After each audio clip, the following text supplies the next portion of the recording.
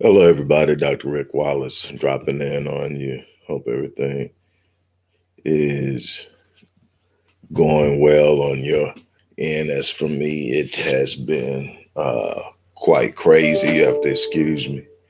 I've been sitting around doing some things around the house. Just realized my cap's a little dusty. Don't worry about it. Hey, look, I'm dropping in on you now for a real brief live session.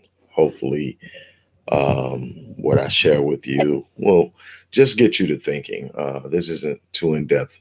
Today is Thursday, so between today and tomorrow, I will be also bringing to you the next installment of Beyond the Surface, where we're talking about the mental games, the mind games, the propaganda, the mental conditioning, how it's carried out, and how you can actually overcome it and empower yourselves as individuals and as a part of the collective. If you haven't checked out the first couple of installments, definitely go check it out.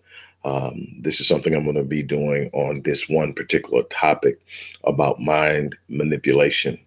Um, on a grand scale, and I'm going to be doing it in segments so we can break down each element and component in a very intricate and integral way so we can really see how these things work. It's one thing to understand that propaganda works. I think a lot of us understand and believe it.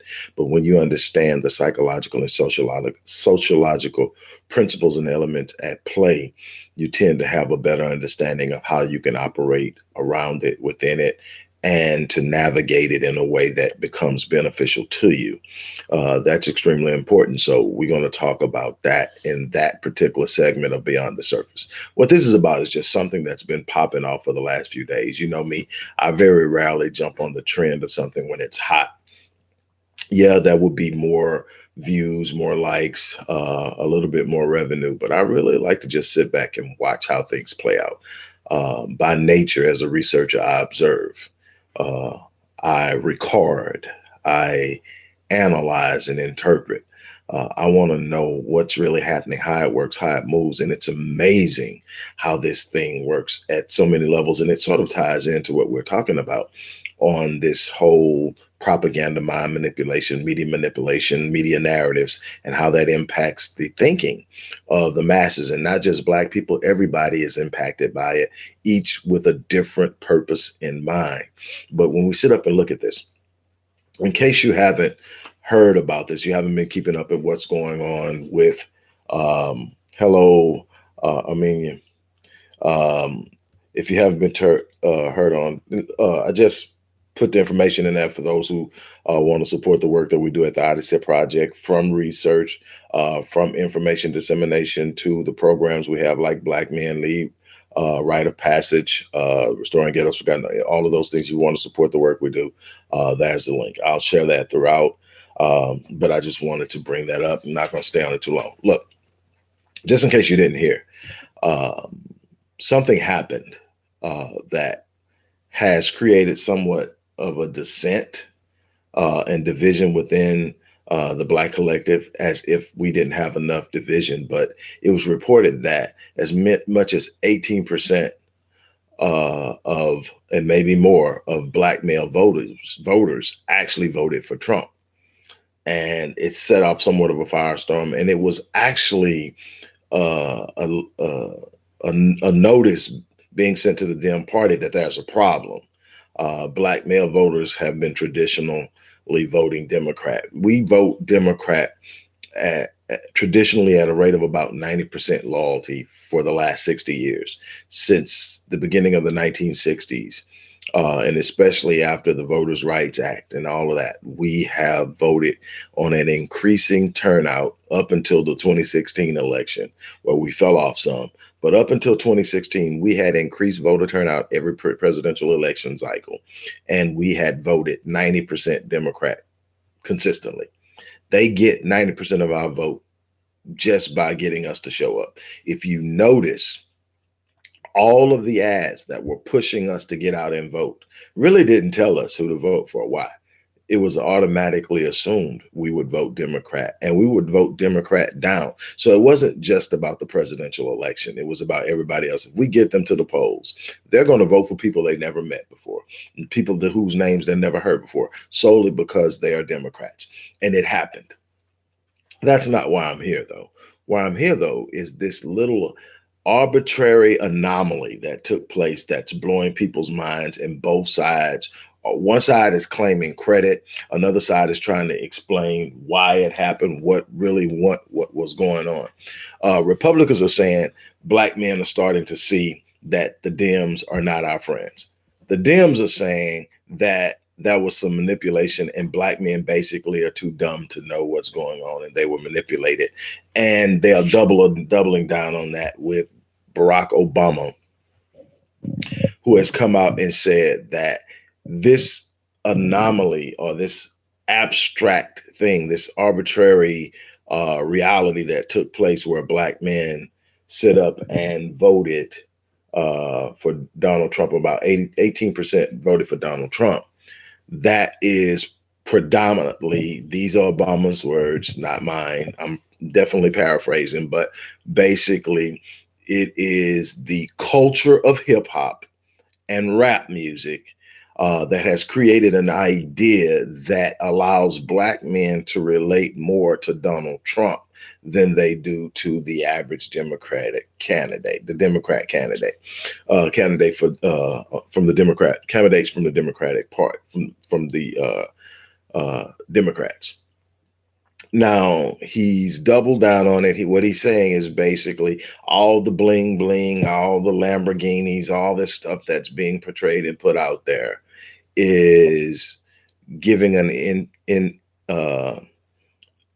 notion, creating a notion and an idea that that lifestyle can only be obtained via our Republicans, and that those who listen to this music can relate to the Republicans because they see that as being the caveat for wealth. Now, there are a number of different problems with this, and I'm going to get back to my take on the 18% in just a second. I'm going to get back to that. But what I want to talk about is, now this is the same Barack Obama who was big upped and promoted and pushed heavily by rappers, both in 2008 and in 2012. It was Jay-Z, it was Diddy, it was just the who's who of hip hop royalty at the time pushed him. He became, synonymous with Beyonce and Jay-Z. And it was a big thing. It was cool. He was quoting rap lyrics. He was talking and doing it when it benefited him. Now, the moment that there are some rappers saying something that doesn't align with what the Dems are pushing,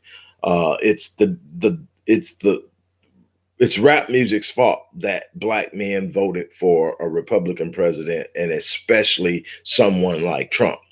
And here's the problem that I have with it.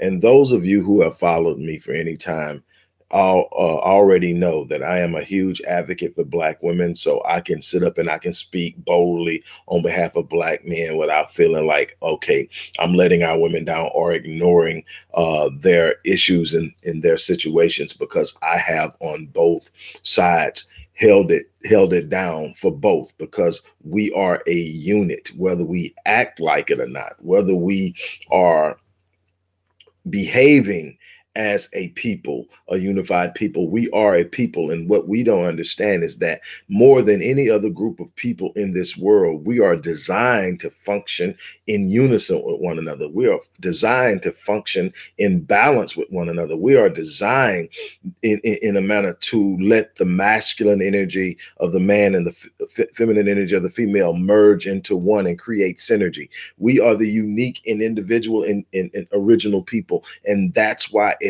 hurts us so much when we are divided, because we're not designed to operate individual of one another or independent of one another. We have our power in the uniqueness of our ability, like no other people, to merge together and create synergy. That's all synergy is. Synergy is the syncing of masculine energy and feminine energy to create what is known as synergy, the most powerful force there is.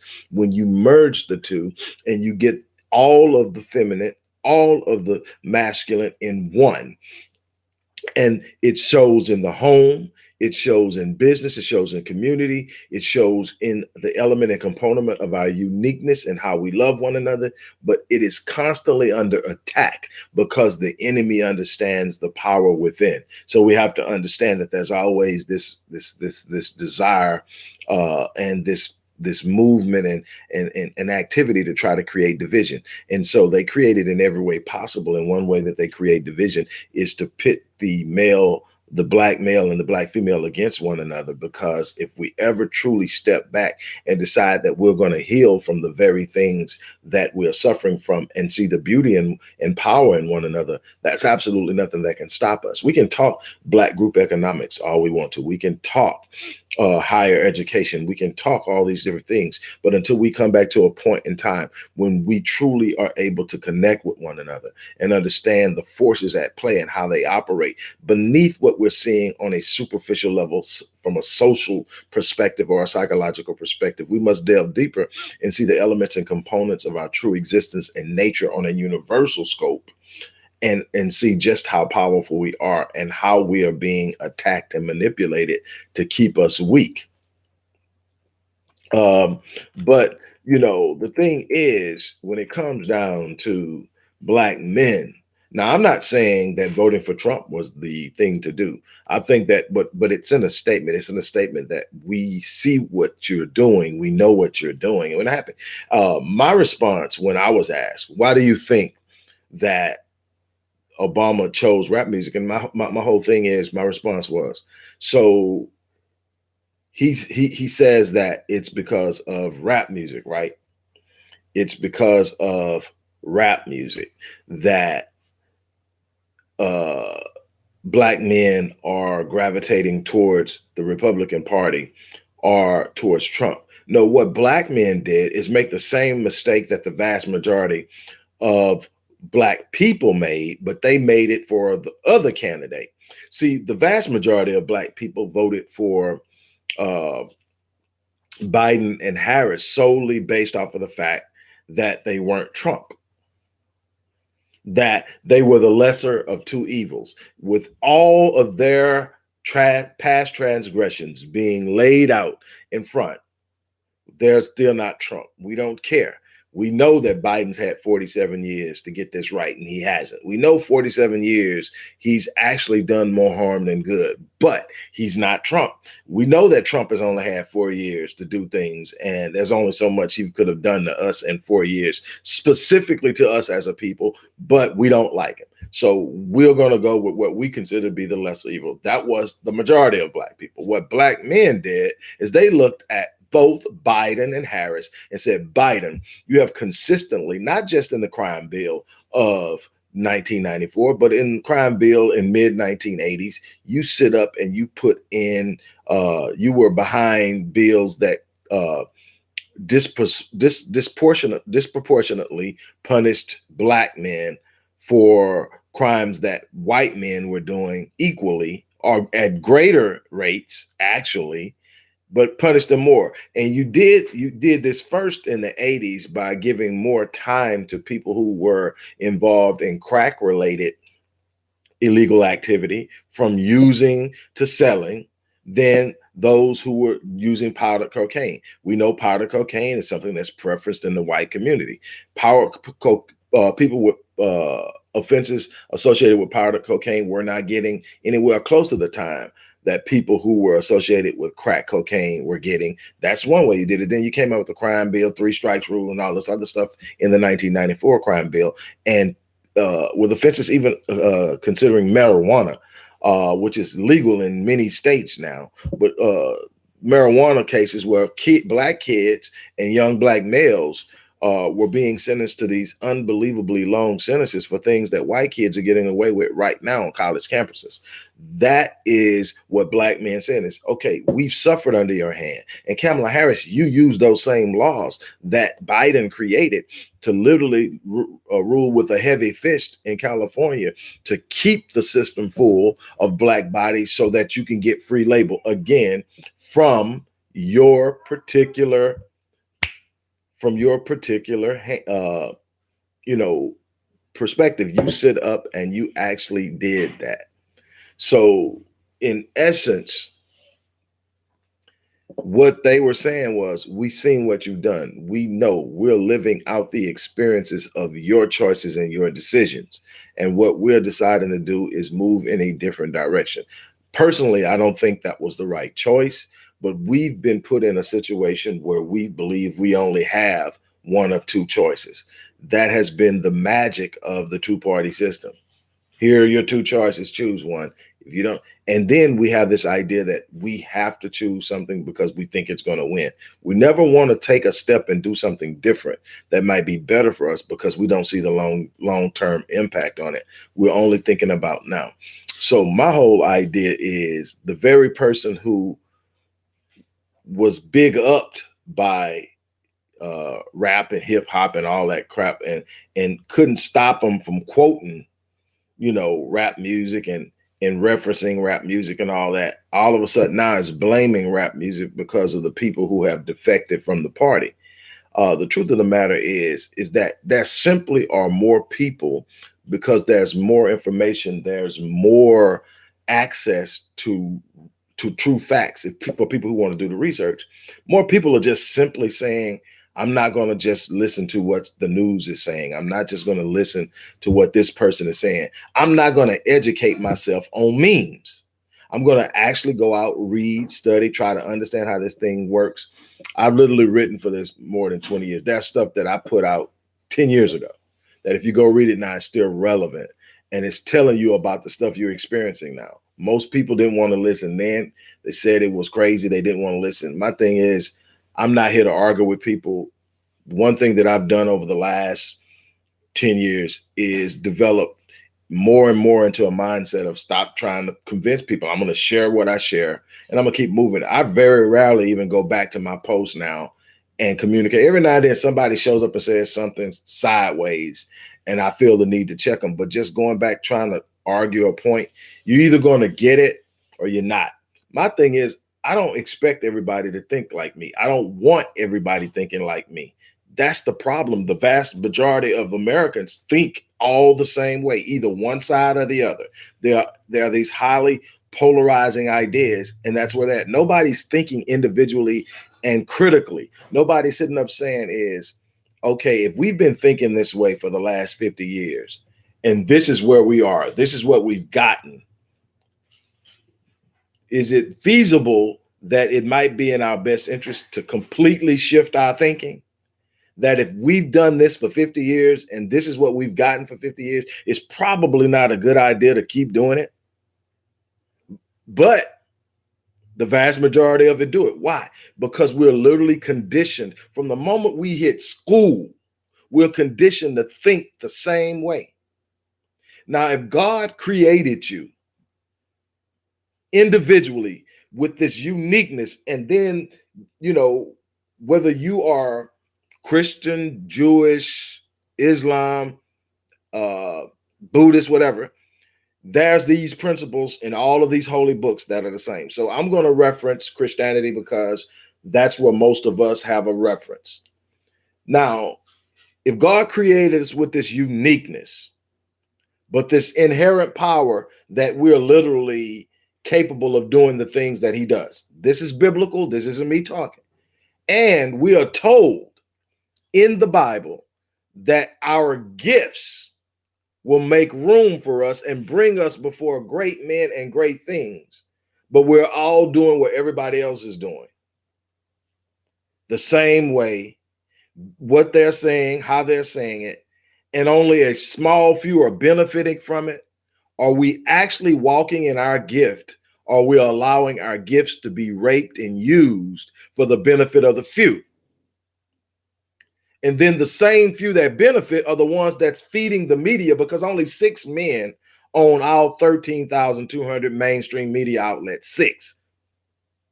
So they are controlling the narrative that controls the way you think. If you think what you're consuming on a daily basis does not control your thinking, you're sadly mistaken. Why do you think they spend $2.5 million on Super Bowl Sunday for a 30-second slot? Because they know how many people are watching it, and they know that that little time will have an impact. Millions and millions are put into the controlling of the industry. And then if you want to talk about rap, who controls the actual industry?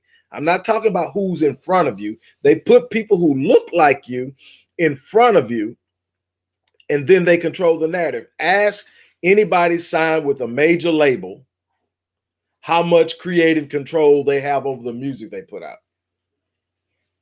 Very little.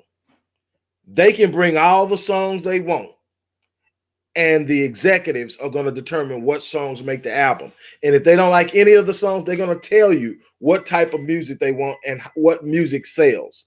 We went from being 20 years ago, especially 30 years ago, highly conscious in the music we're putting out, highly empowering. Think about it. Back when I was coming out of high school and in college, we had all the rappers come together and they put out a record like Self-Destruction. You had the X-Clan, you had Tribe Called Quest, you had all these people who are talking about our history, beyond slavery, beyond suffering. They were talking about who we were in past times. They were talking about what we're capable of now. They were pointing out things about people we talk about that we didn't know. They were pointing out a side of Martin that most of us hadn't heard of. They were putting that out there. What happened? All of a sudden, those who had the power opened up the gates and flooded the markets with gangster rap. They made gangster rap the thing. All of a sudden, it started to be about violence. It started to be more about flossing. It started to be more about materialism. It starts to be more about consumerism. Then it started to be about dope. And then it started the misogyny and disrespect of our women. And it flooded. And you can't tell me you can't track the behavior and the social norms shifting along with the music. The music is not simply a reflection of what's going on. It's a catalyst for it. We better understand that. So when I look at what's happening in this situation with 18% of men voting for Trump, my whole thing is that's 18% of our men that sit up and say, I know what you did to me, or I know what you did to us. And if it's a black man like myself that identifies us, and that identifies with just being black. If you do it to one black man, you do it to me. You do it to all. I'm not independent of my blackness. I'm not exclusive from my blackness. I am, by my very nature and existence, a black person, a black man before anything else. So when it happens to black men, I feel it. And so I take issue with it, and I stand up and I prepare to deal with it based on that nature. Now, here's the other thing. You talk about American descendants of slaves. You're talking about those of us who have the richest, deepest, and longest history here as blacks in this country, and that we have the psychological and traumatic fallout of it playing over generation after generation because it hasn't been dealt with. Despite the calls for healing, it has not taken place. Despite the call for reparations and retribution, that has never taken place. So then what we're looking at is a fallout from that behavior and a complete slap in the face and being ignored by a certain group of people that we consistently give our loyalty to without them having shown us anything in return. We have become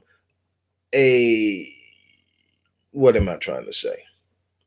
We have become a side note that doesn't get any leverage because we haven't leveraged our involvement. We haven't leveraged our dollar. We haven't leveraged our vote. We haven't leveraged our social movement and availability. We're consistently offering our best up for others We're consistently spending our money in economies that have a history of oppressing us. We are consistently turning over our children to be educated by the very people who oppress us and expect them to educate our children at a level that they can compete with theirs. And we actually think that makes sense. And we are consistently looking at the people who have never done us right to all of a sudden produce something that they have never historically produced. And then we act all frustrated when things don't go right. We're acting like we can't do research and find out that while the Dems co-opted BLM, while the Dems co-opted this whole thing, and we can go back specifically to Ferguson and King Darren Seals and others, Nyota Urura, they were telling us that their grassroots efforts were being co-opted by nonprofit organizations. The nonprofit industrial complex was coming in and creating a co-option of this struggle. It was real. It was organic. It was the people saying enough is enough. We're standing up. We're pushing back. We had them on their heels. People were coming from all over the country to participate in this, but they allowed money to seep in and fund the co-option of it. And it was Dems that were right there co-opting it. Now, here's the funny thing.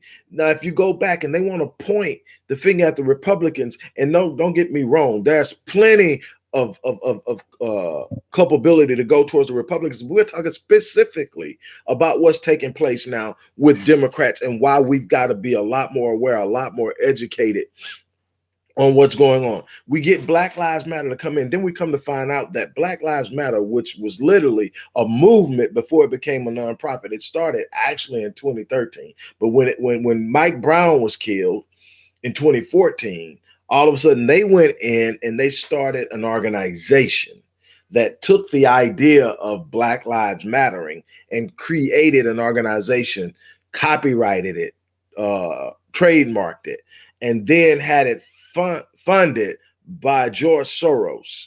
And it then became a way to divert actual resources, money, time, and energy that was being sent into Ferguson to help the grassroots movement. It was that money was now in the millions of dollars per month being funneled towards BLM, which turns out to be a front for feminist and gay rights. If you go to the site, what you didn't find, while it was built on the blood of Black men who died at the hands of police officers, rogue police officers, there was no place for the quintessential heterosexual Black male. There was no room for talk about the traditional Black family nucleus. All of this is not just something that George Soros was. This is something that the Dems have been pushing because that's how they've been maintaining leverage, is the play the mind game. Black Lives Matter. Who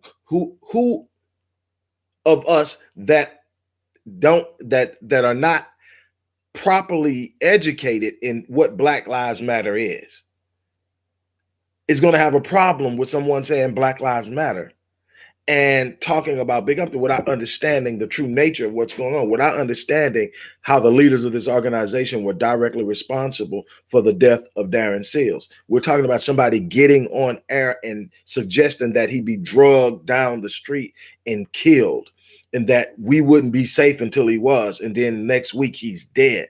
We don't want to talk about the fact that the reason he was hated so much is he was pointing out the fact that the movement was being co-opted and the power of the grassroots movement was being drained and funneled into something that would not serve the purpose of the people. Look at where Ferguson and St. Louis is right now. That region was on the verge of totally shaking up the world. This was a world stage in which Black people were finally standing up and saying enough is enough. And the way they quieted was to send other Black people in with an agenda. Anybody who has followed me has heard me say this on more than one occasion, that the most dangerous threat to Black progress is Black people with a white agenda. Barack Obama, the head of the freaking list. So when he sits up and he talks about all of rap, blaming rap music, you mean the same rap music that you were big up in when you were president and you were running, the same rap music where you had people like Jay-Z and Diddy and so many others getting people out to vote for you and hyping you up and all that and creating this erroneous, false, fake, faux swag that you had that had black people losing their freaking mind. Though you mean that rap music? Let's talk about who actually runs rap music. Let's talk about who's behind the business, who benefits for the billions and billions and billions of dollars that come out of the hip hop industry. Let's talk about that. You're blaming the black man for something he still doesn't control.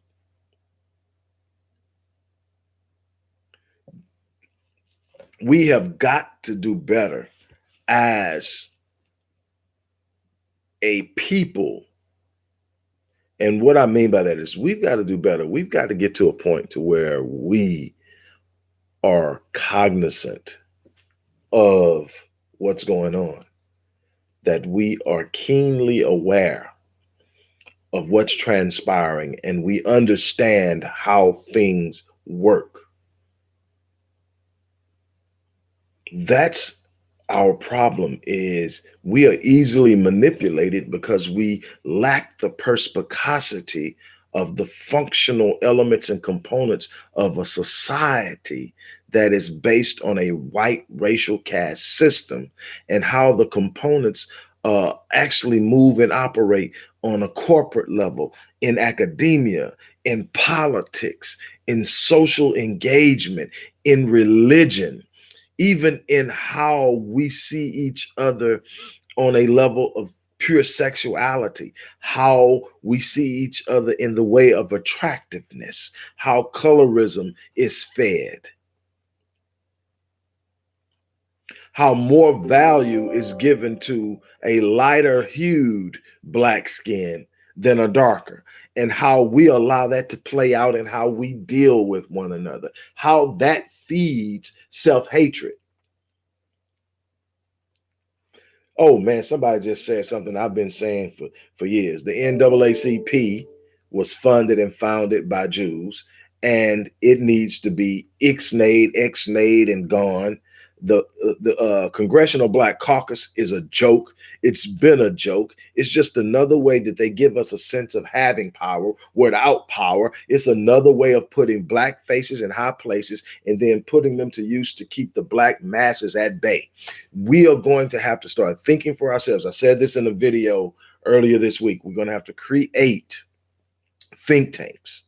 Think tanks that address every enigmatic issue that we are dealing with as a race, from education to economics, to politics, to business. And we're going to have to invest in having these think tanks and these minds. There are some unbelievable and exceptional minds out there that can deal with the psychology of the issue. I have put in some work with some unbelievably extraordinary people in the area of psychology of our behavior. I've done great studies on the backs of Dr. Howard Stevenson and Dr. Joy DeGruy when it comes to understanding African-American adolescent, young adult male violence. I know why it happens. I know the catalyst behind it. I know how to predict it before it happens. I know how to mitigate it. I know how to work with that. I've put that work out there. I've done the studies. I've written the programs. I've implemented programs. I can show you the difference from that black males who have been properly racially socialized and those who have not. There's a difference in educational performance. There's a difference in incarceration. There's a difference in the proclivity to violence. There's a difference in performing in the household as a head of a household. All of that can be handled if we understand that we need to put our minds together, that we're not going to wish this away. We're not even going to pray this away, because I am a firm believer that prayer has power, that prayer has purpose, but prayer is not a magical tool that you wave over a problem to run it away. Prayer is a communication with the divine. Prayer is a communication with the Most High. Prayer is the understanding and getting the awareness of what's necessary. You are here for a reason. If you weren't necessary to solve the problem, you wouldn't be here. The divine would do it solely by divine declaration. The fact that you're here means you're here for a purpose. If you're breathing, you're here for a purpose. You're here to get something done. It's going to be up to you to find out how you fit into this. It's going to be up to you to find out what role you need to play in it. It's going to be up to you to decide that you're not going to sit on the sidelines and watch our people consistently slide deeper and deeper into a pit that we have the power to rise out of. We're going to have to stop trusting black faces in high places that have consistently and inherently proven to us that they don't have our best interests at heart. I am saying that there is absolutely nothing that we can't overcome. What I'm saying is we need to consistently send the message. While I don't agree that voting for Donald Trump was the answer for black men, I believe that it definitely sent a message to Dems that we see through you, that we're no longer going to blindly come to you with our support when we know what you're doing to me. To me, you can't sit up and do me like Joe Biden did me and then say, I still need your vote. Now, the man stood up and told you, along with his running mate, Kamala Harris, specifically, Kamala Harris told you she's not doing anything specific and special for black people only. That was clearly said. I'm not changing it around. I'm saying exactly what the woman said. Okay, Joe Biden has said absolutely not on reparations. Won't even discuss it. It's not a part of any program. In every program that they talk, Dr. Anderson has warned us against this. And many others have warned us about this. It's something I told you. When they start using the word minority, watch out. Minority doesn't just mean black people. Minority stands for every other person in this country who isn't white, who isn't accepted as a Caucasian or a European, and they are talking about them as a whole, not specifically dealing with the unique issues that are associated with being descendants of slaves in this country. There's a uniqueness about our existence. There's no other group of people on this planet that can talk about or from a place of experience and education, speak boldly and accurately on what we've been through, but us. That's why I have a problem with all of these different blacks from different places. Don't get me wrong. I am at the core Pan-African, but I am at the operational stage of ADOS. And people say, how do you be? Number one is I love all my people, no matter where they're at. I am in connection with the diaspora, but I am not foolish enough to believe that there is not a unique experience that only applies to me and the people who have come from the descendants of the slaves that built this country. That experience is unique. You cannot escape it. You must deal with it. You must confront it. And if we're ever going to be a united people globally, it starts with us becoming a united people here. And anybody that tries to disrupt that, I have a problem with you, regardless of your race. This is something that we are definitely going to have to deal with, and we are not doing a good job of it at this particular point in time. I am definitely going to be more active in confronting this. I'm coming to you guys, like I said, I'm not sure if I'm going to do I had said I was going to do recordings when it comes to the beyond the surface, because we're going to deal with this whole media narrative, media propaganda, and all that stuff on a weekly basis. We're going to talk about the different elements because I want to talk about how you can overcome those things on an individual level, because we can only be as strong as a unit as we are individually. And so we need to strengthen our youth. We need to strengthen our households. We need to strengthen our marriages. We need to strengthen our focus on the uniqueness of who we are historically.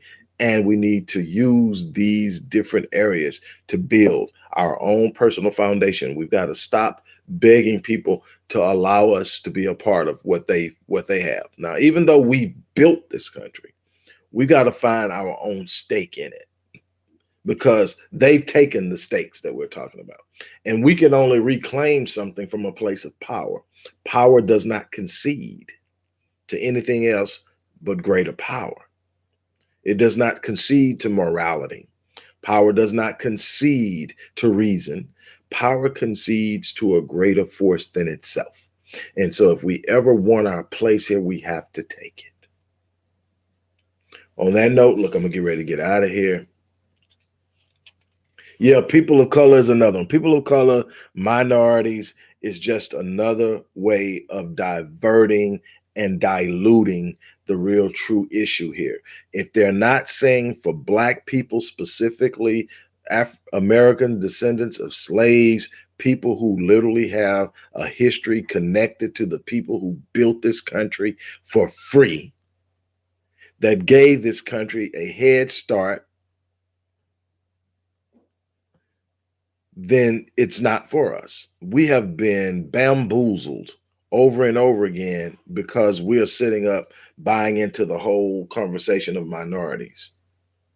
That's so ambiguous.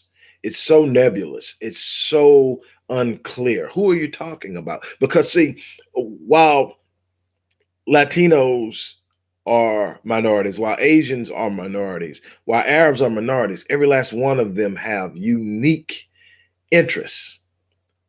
They have unique issues. They have unique concerns.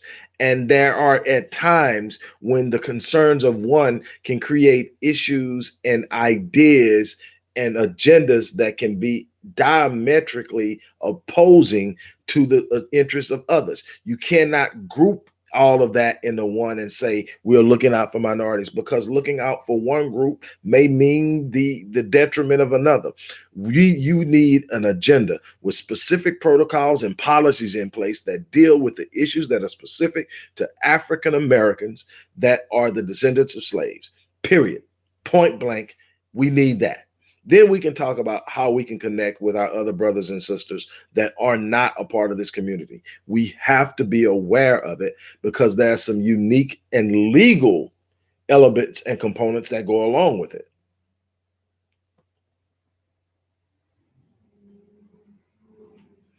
We have to understand there's a reason why Blacks from other nationalities can come here and get access to things that it's difficult for us to get to. We've got to be aware of how we are viewed in this country as a population. And I'm speaking specifically of the descendants of slaves. I'm talking about people who can trace their heritage back to slave plantations in the US. There is a uniqueness about our existence. It has been well chronicled in academia. It's been well chronicled in social and socioeconomic reports and studies.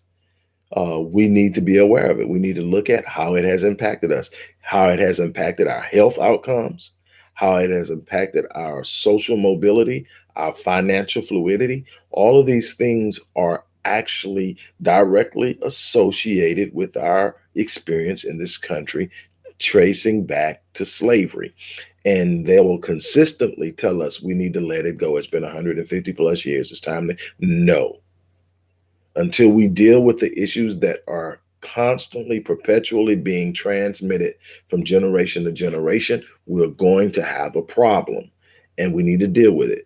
Daniel Patrick Moynihan told us that in his report, The Negro Family, A Case for National Action, released in 1965, more affectionately known as the Moynihan Report. He told us this back in 65, that we're going to have to deal with the Black population differently. The Negro, he referred to it as the Negro population differently, that their unique experience in this country requires unique attention and that they deserve it, and that we need to underwrite their healing. We need to underwrite their economic growth. It was ignored. It was ignored by a Democratic administration, LBJ. That, like I said, there's plenty of culpability to be passed around to the Republicans, but we need to hold the Democrats responsible and accountable for the roles that they've played, the moves they made. It was the policies of the LBJ administration that caused the disintegration of the Black family in its greatest form. We need to understand that. We need to read and understand it on a level that we're normally not used to engaging things. We can't be lazy with our thinking. We cannot be lazy with our studying. We cannot be lazy with our research. We cannot be lazy with how we move forward. Our children, our grandchildren, our great grandchildren are dependent upon us being the change makers, being the catalyst for a new focus, a new idea, a new approach. I encourage you to go to the Odyssey Project site at www.theodysseyproject21.top and go to resources and programs and look at the Blueprint 1.0. Look at the code of conduct. Look at the things that I spent years coming together and put up with. I'm so proud of some of it because I got to work with people uh, when I was trying to uh, put it together and research it, and things, thoughts were going through my mind. I got input from people I have so much respect for. At the top of the list is Dr. Claude Anderson and his wife Joanne Anderson. They played a major role in looking at it. But I talked to Dr. Boyce Watkins. I talked to Tariq Nasheed. Who else? A few other people. And my whole thing is, and if you ever follow me, you understand me. I don't have an ego, and I don't demand that the people I deal with agree with everything I say. I don't like yes men. Never have. Never had yes men around me. People that tell me I'm right when they know damn well I'm wrong, or people who are afraid to challenge what I'm saying because they enjoy the space that I have created for them to operate. I don't operate like that. I need people who are willing to challenge me. I need people who think differently because this world is that complex. One trained, a unit-trained thought process won't get the job done. You need people who are aggressive. You needed Markham and Malcolm operating together. That's what we needed. And so my thing is, I challenge you, go there and check it out. And look at what we're doing there. Get some ideas. Send me some more ideas. Tell me where you think I'm off at. This is about building something. It's about being a part of something grand, not for the sake of getting a pat on the back, but for a sake of passing something on to the next generation that they can take and use and literally get to a point we talk about. See, and I'm going to leave you with this particular idea. I have often said, and I will consistently say this, and I believe it to be absolutely and 100% true. And that is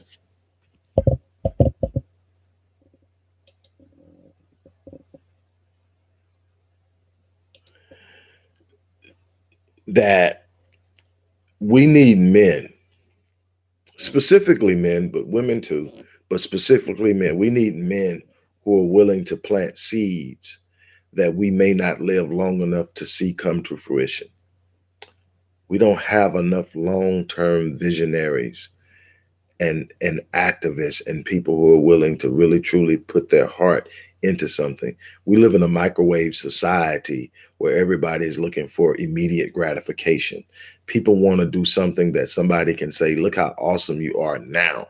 So they look for little things that make these great big flashes in the pan, but have no longevity, have no true reach and length and sustainability. It looks good for the moment and you get your award, you get your plaque, you may make some money off of it, but it doesn't have any true longevity. We need men who are willing to plant seeds in the hearts of children, plant seeds in the heart of healing our women, plant seeds in the heart of building businesses that may not come to fruition in our lifetime. We've got to be looking 30 years from now. Where will we be? What do we need to do now to ensure that the children that grow up 30 years from now in 2050 won't face the same identical things that we faced for the last 5 generations? So what do we need to do? How does that look? And what that will mean for the people who start this is that you won't be here when that happens. And if you do, you're going to be extremely old. And there's a chance even that some people will forget the role you played in it. But what you got to understand is that this life is about more than what people see, more than what people say, It's about the life you live and how it speaks for you after you're gone. It's the legacy that you're going to leave behind. We're talking about Malcolm, Marcus, and Martin, because no matter what you think about their philosophies, they went beyond and above. They stepped out and took steps and things. Malcolm and Martin both died at age 39. And both of them knew they wouldn't have long lives. Read their memoirs. They knew that the route they took shortened their lives, but they lived it and they planted seeds. Some of the things are still being unwrapped now for those of us who have the minds to look beyond the surface. Some of the things that those men did are still being unwrapped now. The fruit is just now starting to be born. And that's the kind of men we need. We need men who are going to sit up and say, I'm going to plant seeds. I'm going to start something with these children. That's what, for instance, that's what Black Man Lead is about.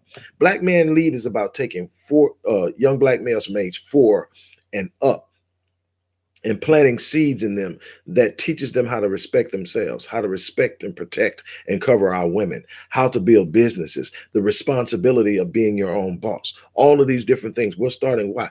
And the thing is, by the time this sticks, but see, we're inculcating it into their young psyches at a time that it'll stick and that it'll be perpetuated. And then we're going to support it, sustain it, nurture it, water it, and push it on until they get old enough to act on it. And by the time they get old enough to act on it and they're exposed to a world that's going to try to lie to them and tell them they're not who they are, they won't believe it. They won't have self-hatred. Why?